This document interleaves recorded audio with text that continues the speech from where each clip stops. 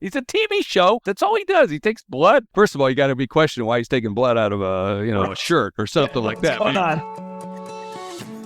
Top leaders, meaningful conversation, actionable advice, bulldoze complacency, ignite inspiration, create impact. Produced by Southwestern family of companies. This is the Action Catalyst.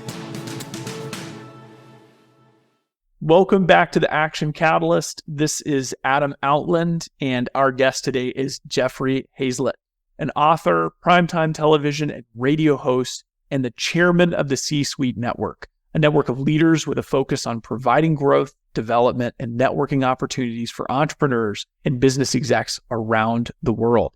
Jeffrey has joined us before for episode 137, all the way back in 2016, but a lot has changed since then, so we're looking forward to catching up.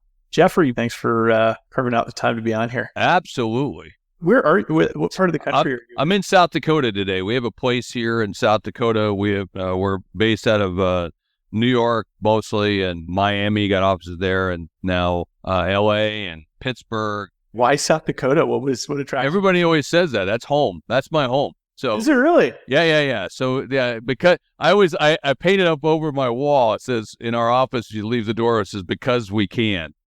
Somebody says why. If you look at our website, it'll say, and we're in New York, LA, San Francisco, and Sioux Falls, South Dakota, and it says because we can. Because everybody's asked that one question: why are you there? And why not? Why not? Yeah. Well, thanks for jumping on. Yeah, I wanted to, I know you've been on our podcast before, but I thought today would be great to just kind of hear you speak to some of the things you've had going on since 2016. And I know C-Suite has been a big part of that. It'd be great to just actually unpack a little bit of what C-Suite, how that came about, what it really is, and how you kind of visualized. Yep, you got it. Well, it got started because back in 2013, I did a television show called The C-Suite with Jeffrey Hayzlett on Bloomberg. It was the #1 primetime television show on Bloomberg, and where I basically took people into the C-Suite, where 99% of the people who work at a company never get to go. And it was an exclusive look inside the inner workings of the leadership team around various problems that might pop up. Like one time I watched a commercial that said our pizza tastes like cardboard, and that was about Domino's. And I thought, who would run a commercial that says your pizza sucks, and why would you do that? And what was the meeting like? What would prompt that? And what was the conversation like? So that was the essence of the show. I had all these people watching me on TV. And really, when I started looking at it, they were really watching me digitally. I had more people watching me digitally than were watching through broadcast. And I said to the team, we've got to go do this digital thing, which led us to create C-Suite TV, C-Suite Radio. But before we did that, let's build on the popularity of the show. And we said, let's go out and create a network, a CEO network. And that's really what we started to do, was create a CEO network. And I said, why are we just limiting this to the CEO? Why aren't we talking back to the entire C-Suite? It's a team. And that's really how we got started. And so since that time period in 2014, we created a trusted network of people and said, hey, how can we best serve this group? And we've been building on it ever since. And we're, quite frankly, here we are almost 10 years later, and we're just getting it figured out, right? Yeah. And it's soaring, 350,000 executives, 50 million downloads.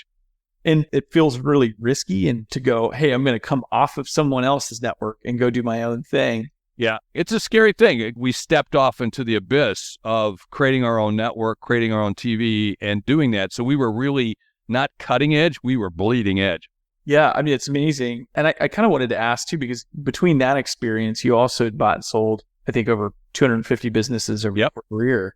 Do you ever get surprised? That's a great question. Thank you for asking it. Am I surprised? No, I'm never surprised, because I kind of live in this state of I don't know what I don't know. Okay.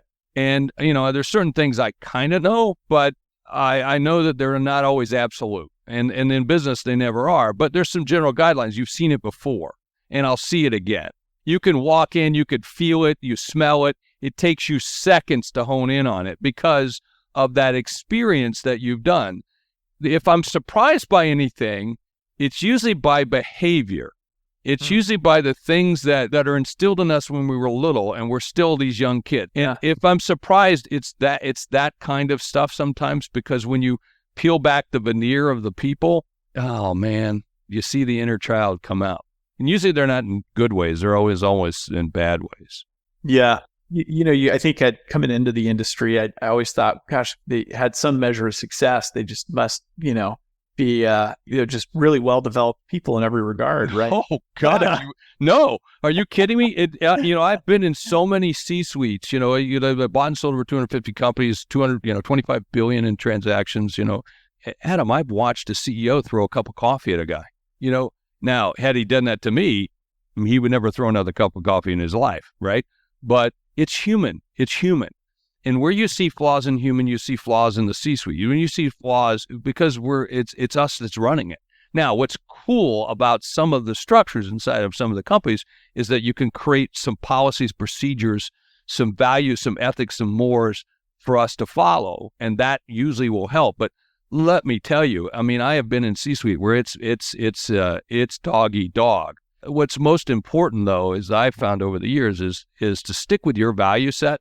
And then hopefully you can work inside of a company that also has an equal value set that honors those things, or that will follow them, or you can have an impact on those values. And by the way, value-driven companies are so much better than any other company that are out there. They make more money, they gross more money, they have employees who are more engaged, they have customers that are happier, greater retention, they have vendors that want to do with them, and it pays off, Yeah.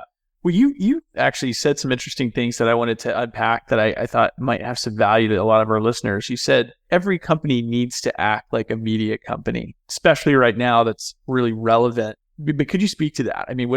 Yeah. So when I was chief marketing officer at Kodak back in 2010, I left in 2010. I was spending $20 million a year with Google just to push Kodak.com. Dude, we owned Kodak.com. Why should I have to spend $20 million a year to push Kodak.com to the top of the rankings? That's ridiculous. Now, the same thing applies for any business. No matter what you do, it's a high cost. But what if you build content, you can be found organically and you can be real. And what is more real than a brand that delivers? That's the definition of brand, a promise delivered. So in essence, if you're going to be the best at what you are and you want to prove it, then show it by content. If you're a dry cleaner in St. Louis, Missouri, you should be doing content to show people that you're the doctor of spots, right? So you're being organic in the way in which you represent yourself. You're being true. You're being a representation of a promise delivered. That's what you are, the doctor of spots. Whether you're a coach, a trainer, a speaker, an author, or you're a real brand, meaning a company of any size, you should be sell you, sell the company, sell the company, sell you. And the people are interchangeable. What you're doing right now, shock, is doing the same thing. That's right, yeah. And you're using a podcast to do that. And I would tell everybody in the world, we're going to see millions more podcasts. Every realtor is going to have one. Attorneys are going to have one. Doctors should have them. Everybody, if you want. Or you certainly got to be doing a blog, a book, or any kind of what I would call customer engagement tool in order for you to monetize your IP or what you are as an expert. And if you want to be the best in the category, you have to be at the top. You want to be the lead dog. You don't want to be the last dog, because the last dog, the view is not too pretty, right? That's right. All right. I helped do this with DocuSign. I was on their board and helped them early on. And we were competing against EchoSign, but we had to be more than a signature company. And so we created the category document transactional management. So we're more about just the signature, about the keeping of all the documents and keeping track of them and security of the documents, integrity of the documents, to be able to search and find the documents, because everybody goes, where's that contract, or whatever. And so DocuSign became bigger. And so that's the category, right? Wow. And maybe a tag on to that I wanted to ask about is where you say content is king, activation is queen, and context is the kingdom, baby. Well, so you got content, so you create content, put it out there, no one sees it. Who cares, right? So you have to activate it. So you have to activate it and put it into the channels of which people are going to see. Now, you might say, oh, geez, I love Facebook, or I love LinkedIn, or I love this, I love YouTube, I love this. You have to go put the content into the streams where people will find it. And more importantly, the right kind of people, which becomes the context, right? So you have to make it and package it in such a way that it's contextually available for the people that want to get it. It's about reach, discovery, but with discovery, you got to have conversion. So that's what I mean by the context, right? And the activation is how to get that out. That's right. Now, Tim Ferriss has a podcast as well that he's kind of had that as a destination. Yeah. And one of the things that I've always appreciated about him is the community component. These Ferriss advocates that. Oh yeah. And when I looked at what you're building with kind of the C-suite network, it's you almost need in today to cut through some of the noise that people are really, I feel like, starving for that community. Content leads to community, and community leads to commerce, right? So again, let's go back to my friend, the doctor of spots, right? The dry cleaner, he's doing the same thing, or she's doing the same thing. Contextually, this is what they're doing. He's creating great content to tell you how to go out and create this. There's a guy he's a TV show that cleans spots. That's all he does. He takes blood out of a dog. First of all, you got to be questioning why he's taking blood out of a shirt or something like that. What's going on? Yeah, maybe that should be the NCIS show or something. I don't know. But then you start getting these raving fans or people who associate with your community and love you and, love the brand, identify with the brand, want to dress like the brand, want to eat the brand, want to, drink the brand, and then they buy. So you have to have the engagement around that brand, the engagement around the community and to get people excited to want to do the things they want to do. Yeah, no, I love that. I've been doing coaching for a decade, and in the early years, it was like, I'll just coach whoever wants coaching. And, sometimes it was, like you said, you worked with a CEO that was still a little bit childlike in some behaviors. Yeah. But, in especially these last few years, that community has introduced me to, I think, very similar value people. Yeah. And it makes me love my work even more because I'm working with people that I truly enjoy. And I'm just kind of curious, like when you've built this community and you're working, number one, have you seen that impact? And number two, who are those people? How would you describe your ideal person for your community? Oh, that's awesome. I have one of my big strong rules, and the whole team follows it. We just don't work with assholes. That's the biggest rule, right? And and so now you got to go define what that means, right? And so so you got to have some code that you follow along. What makes that up? And, do we kick people out? Absolutely, because they don't adhere to things or they, just you get, because they're people. So you go through those, every person that joins, we vet, we run them through. It's, they have a criminal record, they have this, they have that, they have that. We want to know because you want to make sure, because one bad apple could ruin the whole bunch, right? Yeah. And so, but at the same time, how do you do that with 350,000 opt-in members? You have to put some parameters around that. And you have to think it through.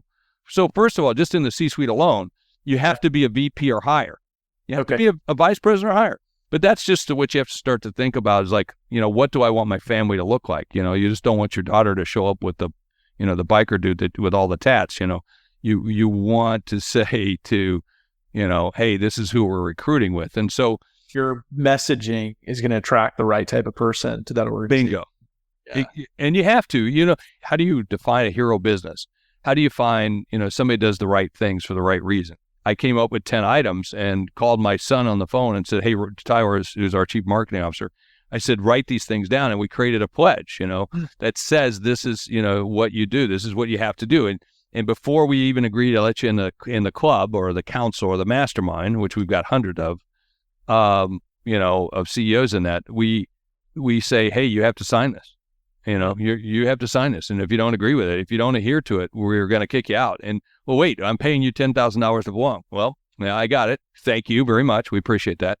But you got to adhere to that. And so we built this great group of people and then we show them, we work together to say, how can we just do a better job of it? Because we're not perfect. Nobody wakes up in the morning and says, I can't wait to be a hero, or I am a hero. No, you run hero businesses made up of people who are heroes every day. And it's always about the values of the things that you do. And so it's great to see these kinds of things and then bring all of them together. Look at other companies that have the same effect, LinkedIn, Facebook, Amazon, where they made these great marketplaces or platforms, ecosystems where all of this business, billions of business of dollars thrive under this canopy.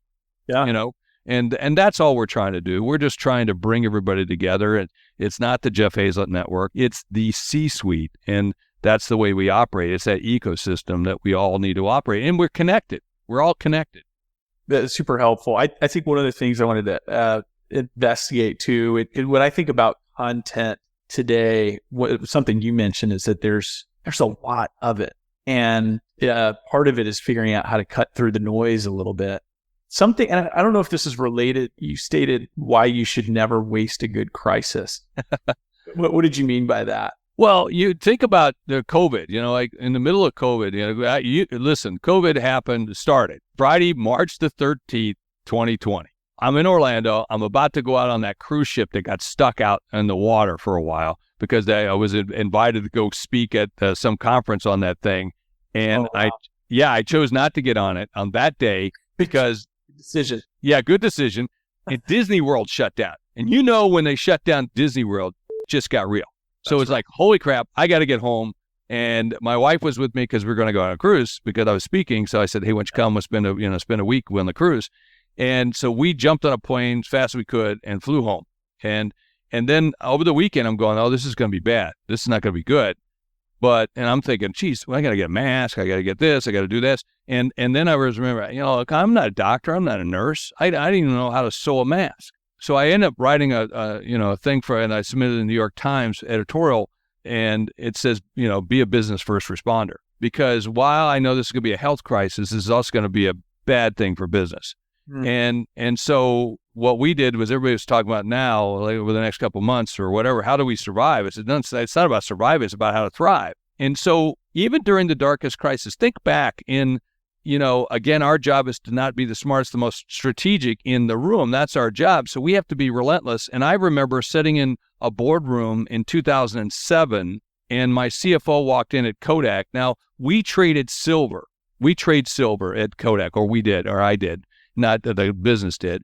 And when you trade silver, we were one of the biggest traders in the world. So when we bought silver or didn't buy silver, we moved the market. Okay. And the CFO walks in the room. He looks like he's having a heart attack. I said, Frank, are you okay, man? Dude, are you all right? And by the way, and I liked him because he's one of the few CFOs I've ever liked in my life. Because, most CFOs are captains of no, champions of no. No, you can't do this. No, you can't spend it. And he and I worked real well together. But when we had to cut, we had to do things. I mean, that's what he and I were the new officers brought in to help change things. And he said, we're in bad. It's going to be bad. It's going to be bad. And so he started telling me about what was coming with this panic and the downturn. And he was smart enough to know this stuff. So, and then we got ready and we laid off 8,500 people, and we did some real tough stuff, bad decisions. But think about what history teaches us, even during the darkest times. And the recession in 1907, General Motors was born. The recession in 1939, Hewlett Packard was born. In 1953, Burger King. 1958, Hyatt Hotels. 1973, Trader Joe's. 1975, Apple. 1980, CNN. 2002, MailChimp. And during 2008, you think about it was a bad time. We all know how bad it was.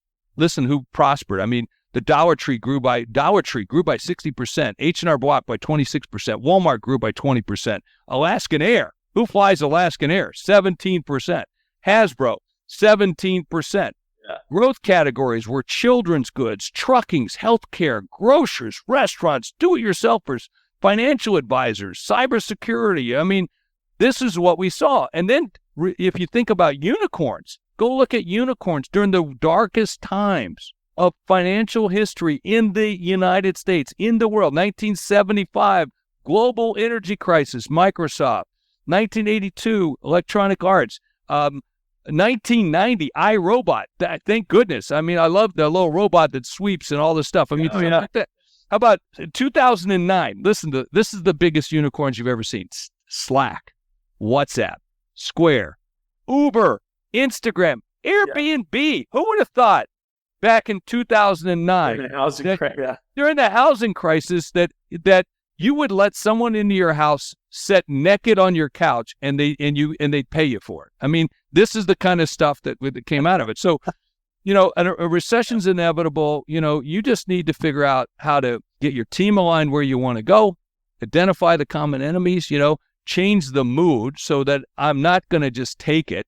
I'm going to step into it and I'm going to fight for it. And that's what guys like me do. That's what That's what I think most what I call business first responders do. We help lead people through that mire. And I'm here to tell you that, you got to find a pony. You got to go find a pony out there.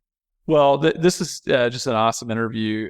Leave our listeners with two last things, and we'll tie it up. I think one would be a quick fire question. You've written a number of books, but what are you reading? Like, I know a lot of the people we interview are always students of the game. Is there anything right now that's top of mind that you've read?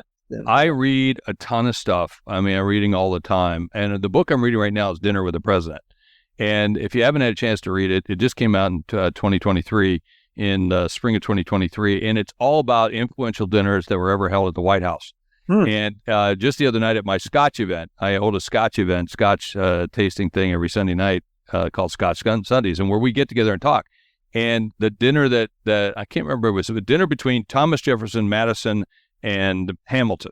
And it's actually, there's a song in the play Hamilton where they talk about the dinner that never was. And it was a dinner which decided where the nation's capital was going to go. And it was set up by Jefferson. And I actually recited that in our Scotch Sunday as a result. But that's, I read things like that. And then, how is that done? How were those dinners set up? Imagine that you could do that in business every single day. And of course, that does happen all the time. A business dinner, and by the way, some of that's lost art right now because, of course, with COVID. So there's other ways to invent those kinds of things. I have a buddy of mine, Brandon Steiner, who owns Steiner Sports. He bought the Yankee Stadium, tore it down, and sold it up brick by brick, dirt by dirt, bag by bag, seat by seat. One of the ways that he would stay connected with clients is he would deliver dinner during COVID. He'd have it delivered for their entire family, like a lobster dinner or this or that. And of course, then while they're fixing it, they're talking and they're doing it. I mean, how ingenious was that, right? And just like at the C-Suite Network, we started hosting wine tasting events, and now there are virtual wine tastings being done all over the country. Wow. Things like that. Anything you could do to gather people together. And so the book, that's what I was reading. I love history books. I love real things that happen. And I like books on tape too. And something I always ask every guest on top of that is, we didn't talk a lot about the early life on this episode, but if you could go back knowing everything you know today and get with the 21-year-old Jeffrey, any advice you just find that you would give yourself when you're just at the beginning of your journey? So stop listening to everybody else, and little voices in your head, because, you by then you've pretty much got it and instilled. And don't ask for permission and go faster. Ooh, I like that. Because I think we believe it's done a certain way, and you wait for somebody to give you permission. And I can remember my days, I was 42 years old, chief marketing officer of one of the biggest brands in the world. And I'd be sitting around the table going, man, this place is screwed up. And I'd be going, somebody ought to do something about this. And then I'd realize, hey, it's me. And so sometimes you'd wait for, does somebody need to give me permission? I realized, no, that's what I'm here for. Right. And so outline your conditions of satisfaction of where you need to go and what you want to do, mutual conditions wherever possible between you and whoever or whatever, and then go as fast as you possibly can and as big as you can. So that's what my last book, my fourth book before The Hero Factor, was Think Big, Act Bigger. And I wish I'd have done that a lot sooner. Now, that being said, when I was 21, my first million was by the time I was 26. I'd already run for lieutenant governor. I've done did a lot of other things by that time period, but, I would have done them better and bigger. Yeah. Love that. This was super helpful, Jeffrey. I think our listeners are going to enjoy that a lot. Well, thank you, my friend. It's a pleasure. Awesome. Yeah. And I think we uncovered the name of your future book today too. It's called Don't Work with Assholes. Yeah.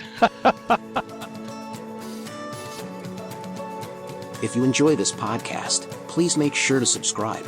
And to stay updated on everything that the Action Catalyst is up to, make sure to follow us on Facebook and Instagram at Action Catalyst Podcast, and on Twitter at Catalyst_Action. And thanks for listening.